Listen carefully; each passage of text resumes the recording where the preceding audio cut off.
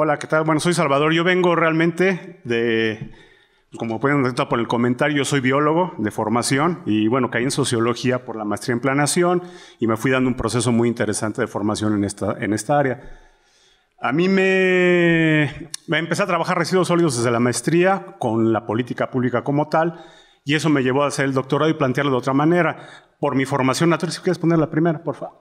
Por mi formación natural, pues yo quería hacer cuestiones estadísticas, los planes de manejo, el sistema de gestión, vincularlo, pero pues realmente eso seguía siendo más ingenieril que sociológico, ¿no? Conforme fui avanzando en la propia investigación y dándome de topes, fui encontrando el encuadre a partir de la teoría de las representaciones sociales, porque en el fondo lo que me interesaba saber era, bueno, ¿qué es la basura en sí para la gente, no tanto para el gestor? Para el gestor es claro, ¿no? La pregunta era, ¿es basura, residuos sólidos? Y los gestores todos dicen, pues residuos sólidos, hay que separarlos, tienen sus características y siguen su flujo. Sin embargo, para la gente, en el manejo cotidiano es basura, aunque ya se separe y todo sigue siendo basura realmente.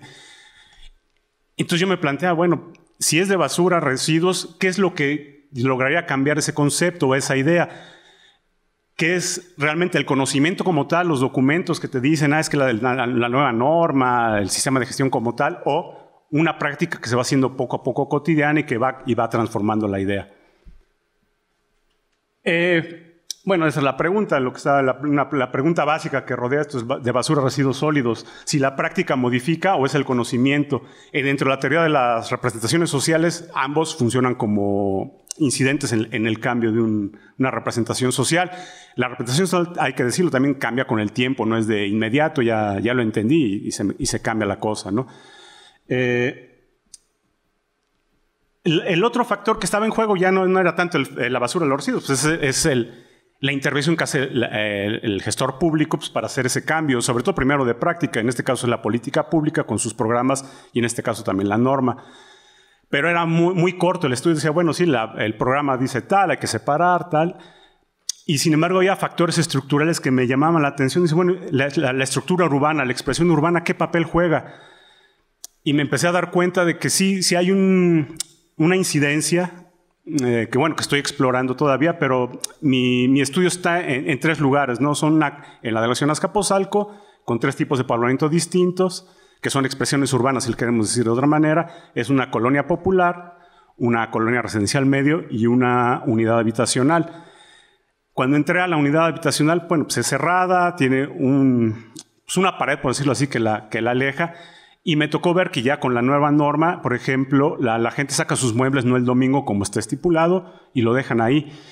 La residencial media y en la otra la gente le da al basurero, al barrendero y ellos lo separan. Entonces hay cosas que dicen, bueno, pareciera que la expresión urbana como tal también hay limitantes y las prácticas cotidianas de la gente, de su vida cotidiana como tal.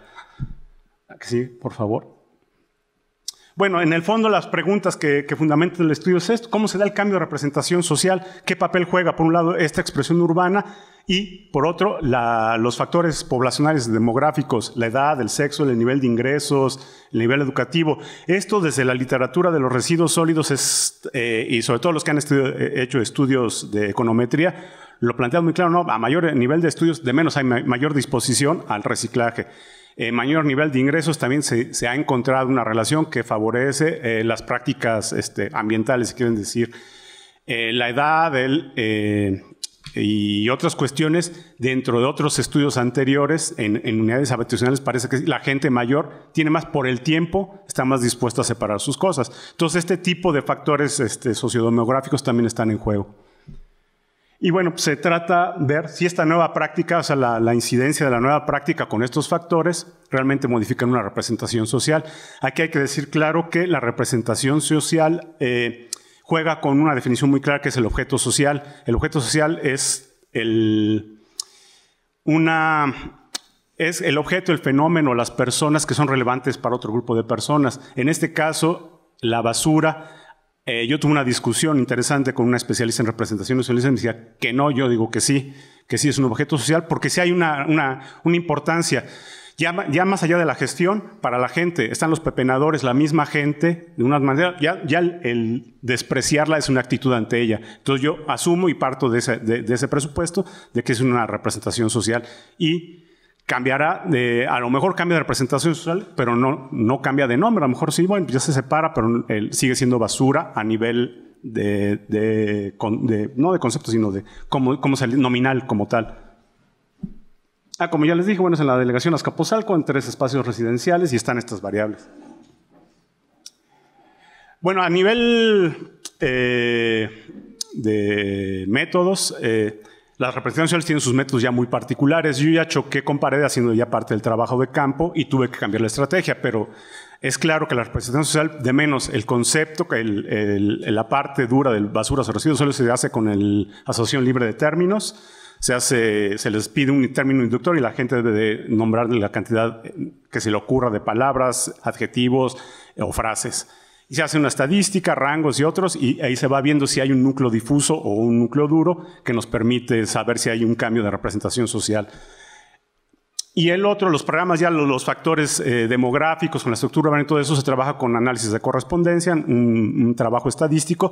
Todo esto va a ser elaborado desde una encuesta. Estamos explorando porque no ha sido fácil trabajar con la gente, se reúnen muy pocos o no les interesa, y estamos explorando, ya lo platicamos con mi tutora, hacerlo desde vía electrónica, vía Facebook, con las páginas con las cuentas que tienen estos espacios de vecinos, y a ver cómo funciona. Estamos en eso, y bueno, ya se han hecho algunas entrevistas con funcionarios públicos para entender primero la política. Eso fue el primer choque que tuve, porque yo quería hacer la encuesta directamente sobre la representación social. Sin embargo, al dame cuenta que faltaba incorporar la amplitud de programas sobre separación que hay, porque no nada más es la norma como tal, no podía armar una encuesta mucho más robusta. Entonces se van a utilizar una encuesta con los términos inductores y por otro lado con preguntas cerradas con valores para poder hacer trabajo estadístico y de correspondencia.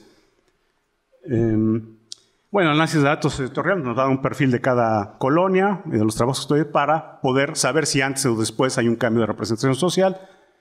Y bueno, ya al parte se ha hecho observación y algunas entrevistas. Ya. ¿Lo que sigue? Bueno, un poquito y siguiendo un poquito lo que nos pedían en el documento, bueno, los problemas que hemos encontrado. Bueno, mi paso, como les comentaba, el paso de ciencias naturales a sociales ha sido duro, pero ha sido muy enriquecedor.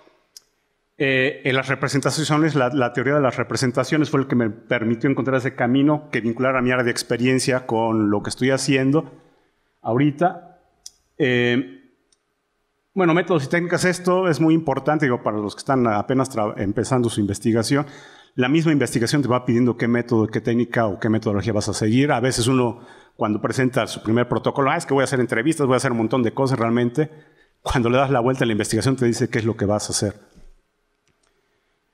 Y bueno, lo que les comentaba, ¿no? La dificultad de la interacción con la gente ya es más difícil, sobre todo la colonia Nueva Santa María, porque el perfil general es que es gente mayor, no es fácil platicar con ellos, no es que no les interesa, pues hay cierta reserva por naturaleza, pero ahorita estamos explorando esta manera electrónica de acceder a las personas y a ver cómo nos funciona. Y pues es todo. Ya. Bueno, pues ya es la final.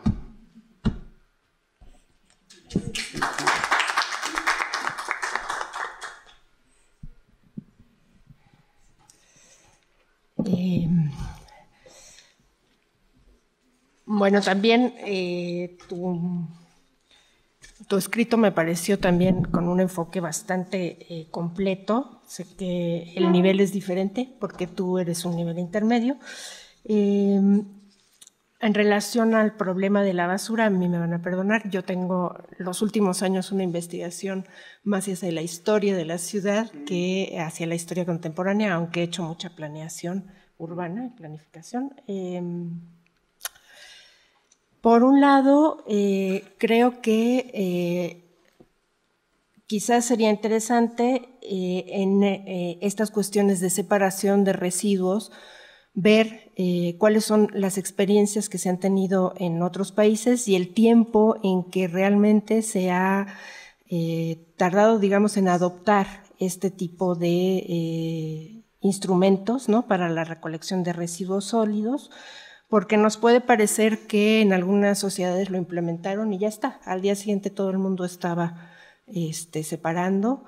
Y en algunos casos sabemos inclusive que en Europa hay estudios donde marcan que a veces han tardado hasta 10 años en intentar realmente obtener una conciencia ecológica sobre lo que son los residuos sólidos, ¿no? Por otro lado, creo que desde la visión histórica también hay una cuestión que es muy interesante, cómo se ha vivido la percepción de la basura a lo largo de los siglos. Hay una autora, la doctora Marcela Dávalos, que ha trabajado mucho la basura desde el punto de vista histórico. Hay algunas cosas que yo he leído de ella y que he visto en sus exposiciones que son muy interesantes. Por ejemplo, ella hablaba de la percepción que se tenía en el siglo XIX de las cuestiones de la basura y cómo, por ejemplo, bajo el imperio de Maximiliano se hacían descripciones de México y de la Ciudad de México, donde se hablaba que había sopilotes, se dejaban los cadáveres de perros y de animales, quedaban tirados, y los sopilotes cumplían la función justamente natural de, digamos, trabajar que no era considerado, digamos, como una basura, sino algo natural, el ciclo normal de la vida, y que a fines del siglo XIX se envenenan a todos los sopilotes porque el concepto de higienismo viene a cambiar todas las cuestiones sobre la percepción de la basura.